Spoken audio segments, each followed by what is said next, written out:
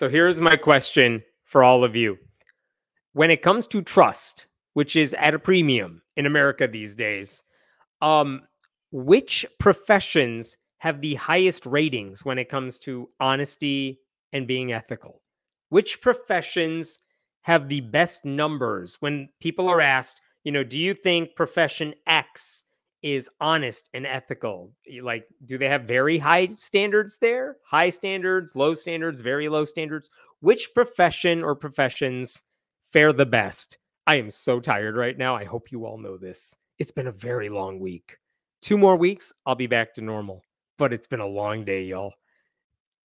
I see this in the comments. I'm going to give a shout out here. We have a winner here. Whoops. Not firefighters. There we go. Nurses take the cake here. Nurses are the winner. Nurses fare the best. I'm going to show you this from Gallup. Whoops. Let me pull this up and make sure it is pulled up. Here we go. There we go. So here is the record low ethics ratings in the US for 5 professions. And like right up here, you can see pharmacists here. This is not the highest. They're just on the list. Oh, okay. The thing I was looking for is not there. But actually, if you go to the full list up here, nurses fared the best. They are at 78% in 2023. That is a drop of 7 points from like last year, but nurses did the best. You can see veterinarians are up there, engineers, dentists, doctors, pharmacists. All of that is typical. And you could see their numbers too, like 78% love nurses. Why would you hate a nurse? A lot of people, a majority of people, like dentists and doctors and pharmacists. I don't know why some of those are lower. Like, why are people mad at dentists? I know it's not pleasant, but they do their job. But here's the reason I wanted to point this out. Look at all those green bars on the right. That's showing there's a drop in pretty much every profession. But the thing I want to show you down here, which profession does the worst? Or I'm sorry, not the worst. Which profession is really low? Check this out. Clergy. Clergy members are at a record low of 32% in 2023. That's the lowest they have ever been. Right above my head there. There we go. I cannot tell if you could see everything I'm doing here, but there you go. There's clergy.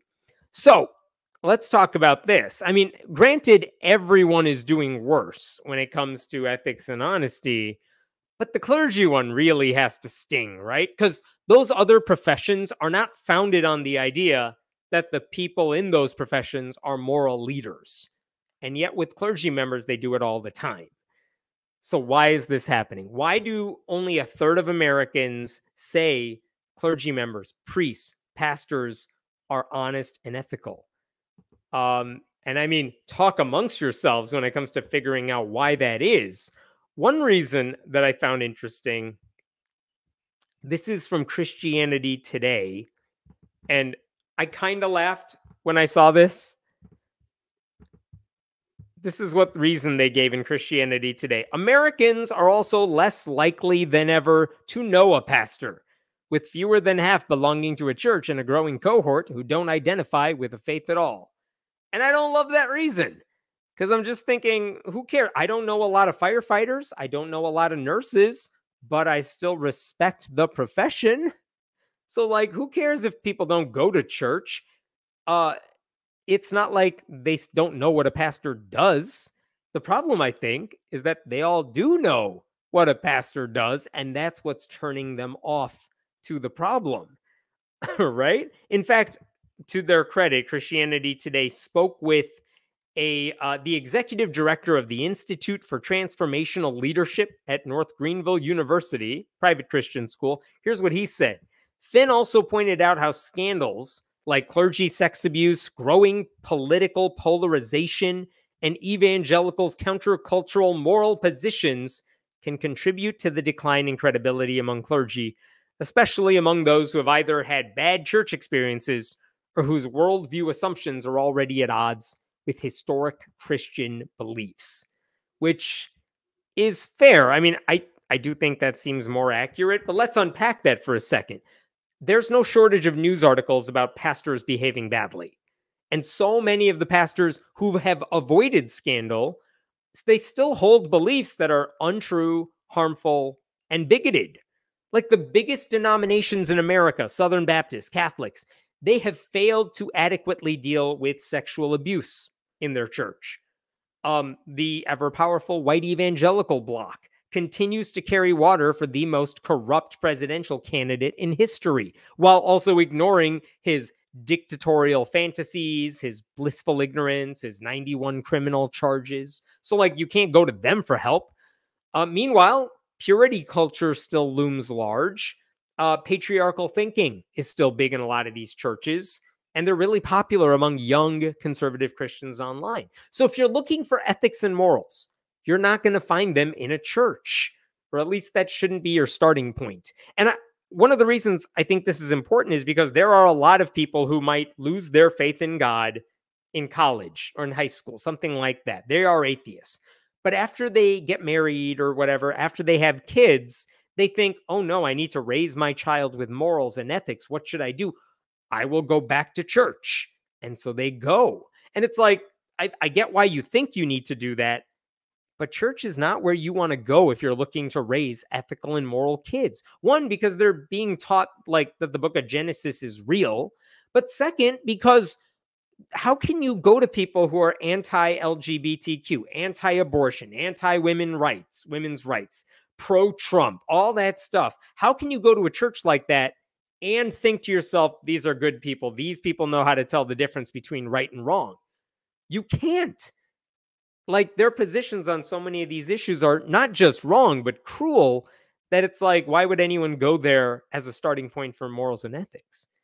There were some interesting results in this poll, though, because I was surprised that college graduates were more trusting of clergy members than non-graduates. It was 38% to 29%. I was also surprised to learn that Republicans and Democrats basically came out even. Like, Republicans are at 38% high ethics.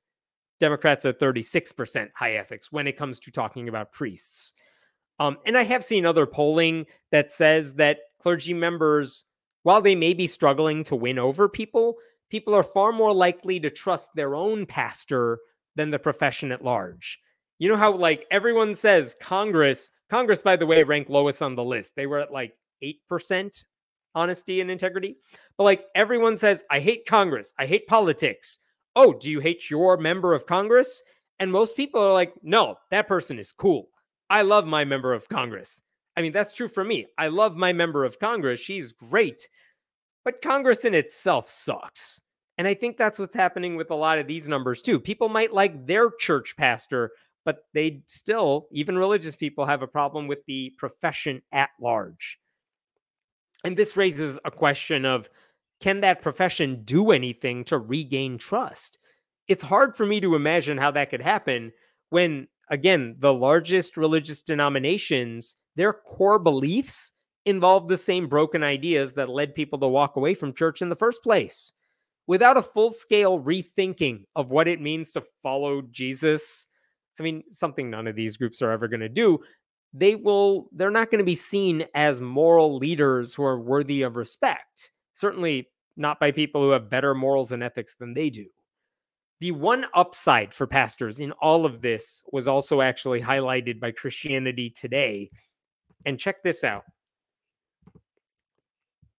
At the very bottom here, when they asked younger Americans, these are people under the age of like 35, positive perception of clergy among young people jumped by 10 percentage points compared to 2022. So among younger Americans, among younger Christians and whatnot, like, they have more respect for clergy than older people. And I wonder why that is. I should say, these are not Christians. These are just young people. Why is that? Is it because they don't read the news? Is it because they're just ignorant about what's going on in the world? Or is it because older Americans have had enough time to process the Catholic Church's sex abuse scandal and all the stuff going on with Southern Baptists and the way evangelicals have shifted conversations around politics and voted in their candidates. I mean, if you're my age, if you're like 40-ish, you've lived through, you've never known the Catholic Church when it wasn't involved with sexual abuse. You've never known the Republican Party without the Christian right supporting it. So of course you want nothing to do with them if you don't like it. But younger Americans may not, I don't know, maybe they haven't lived through it as much. Maybe that's the reason. I'm not sure. But maybe that's one optimistic point. Maybe that's a glass half full moment for Christian pastors, which is to say, young people are more receptive to what you're selling. I hope, I don't know. The overall trend is not good for them. It's not good for anybody. I am curious if any pastors will actually learn a lesson from any of this and change their tune in order to save their reputation.